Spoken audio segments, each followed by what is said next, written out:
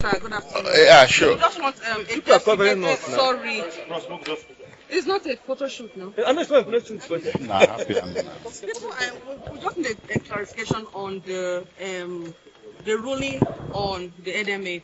What exactly was the position of the court on that for the benefit of that? Was it dismissed? Was it rejected? Or what are we supposed to take out of it? Well, the ruling is simply requires Nnandi Kalu, the defendant, to enter his defense. It's not a pronunciation of guilt or not guilty. So that is why it's called a no-case submission. So the judge made a ruling that there's a prima facie evidence that needs to be explained. So in common parlance, it calls on him to come and mount his own defense. But there is the other aspect of the ruling that concerned extraordinary rendition. That very one is one that compounded us, because the extraordinary rendition of Nnandi Kalu is so open and notorious.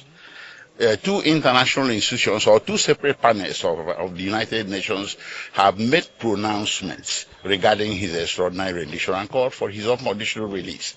Nigeria is a member of the United Nations and therefore bound to consider that and implement that decision. And in Nigeria here, 3 courts have made similar pronouncements. First was by the Federal High Court of Umuahia, which awarded him 500 million naira. And the Court of Appeal also pronounced that he was a victim of extraordinary rendition. And in the Supreme Court, the same Supreme Court that sent this case back to trial, reached the same conclusions, that he was a victim of extraordinary rendition. And all these things are of the record. They are all in the file. And we remember when this trial was being conducted, these very documents were tendered in evidence. So it compounded us, it confused us, that the court now made a pronouncement that the extraordinary rendition had no evidence before the court, that no evidence of it was submitted before the court. And you remember, least but not the last, recently a Kenyan High Court made the same pronouncement. But well, if the court was misled by believing by mistake that these things were not in the evidence, it also said and left the door open that such evidence be submitted. So we are coming back with that evidence, and it's going to be quantum and legion. So what about the first application on the NMA? Well, that one too, it wasn't in evidence that the Nigerian Medical Association has intervened. So it came as a surprise. Well, there's a short date given of 8 days for the NMA to submit its report. So somebody is ill, I don't think NMA is going to change much of that. But I think the judge wanted to leave the record open to admit every possible evidence regarding this matter. But meantime, we are disappointed. Our client remains ill and remains detained. And we're not happy about that. His situation requires urgent and emergent care. So whatever the court says today does not mean that the government shall withdraw back. Just 2 days ago, I wrote a letter. A private hospital has also expressed readiness to admit him here in Abuja.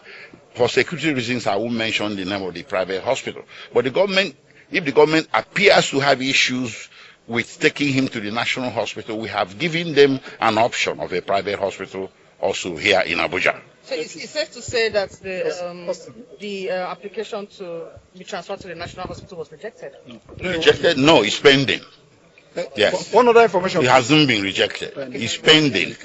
It's pending the admission of this report from the Nigerian Medical Association and the opinion of the Nigerian Medical Association. And if you were in court, the judge had ordered that the committee or panel to be considered by the Nigerian Medical Association shall have a member from the National Hospital. So National Hospital is still in play.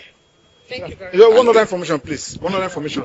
We are saying that the judge has no jurisdiction whatsoever to try Nnandi Kalu, because that particular issue of being a victim of extraordinary rendition must be determined, and that one will be whether they will be the one that will confer jurisdiction on the court. And the court said there is no evidence before him. Now we are going to supply evidence before him that Nnandi Kalu was extraordinary rendition. Then, having done that, there is no case to answer. So that you should go home with that. And if they fail to do otherwise, we will not see it as a war against the Igbos. Thank you. And just like he said, two sets of rules.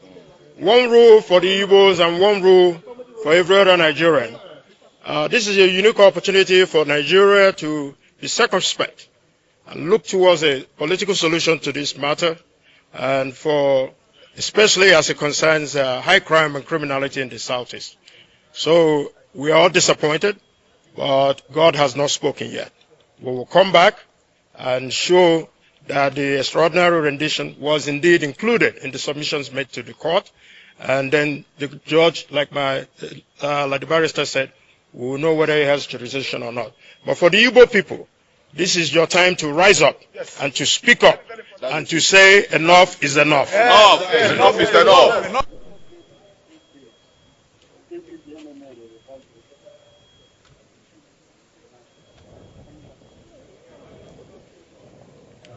Take care, man. All right, have a good weekend. So that's correct. He said the court did not defend that.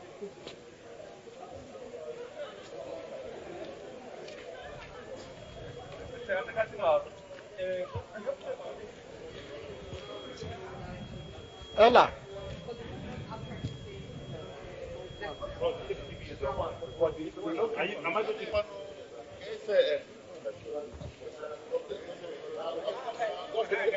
Please subscribe, like and share so that you get our video anytime it is out.